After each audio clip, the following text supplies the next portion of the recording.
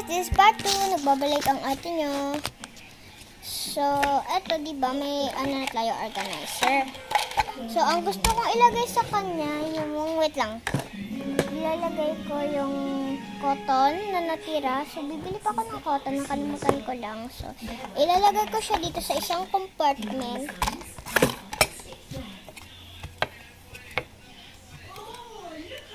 Yan siya. Mag-ano pa yun ako. Mag-restock ng ano. Wait lang. Kailangan kasi mapantay. So, ayan na. Tapos na yung isang compartment. And yung next ay lalagyan ko ng mga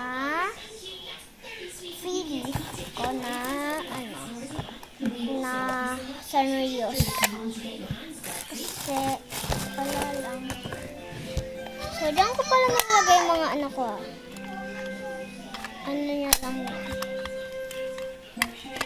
Tapos, matusi. So, lagay natin siya dito.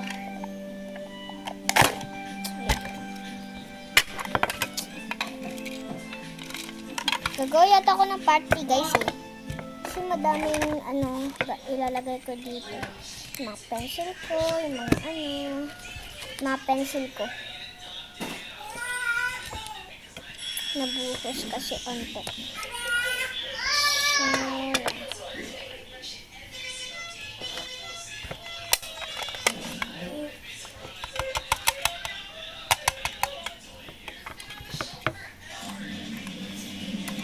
ito na. So, kailangan mo siya talaga siya. Yan. Okay. 1, 2, 3. Ilang compartment? 1, 2, 3. Ay, guys, 3 lang pala yung compartment niya. Okay.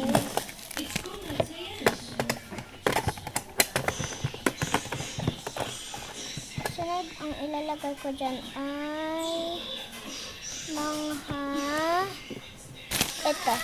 So, tingnan natin kung kakasya siya dito. Kasi, yung pang ano ko rin yan eh. So, malapit na.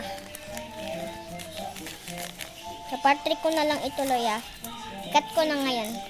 Bye guys! Tuloy ko lang sa part 3.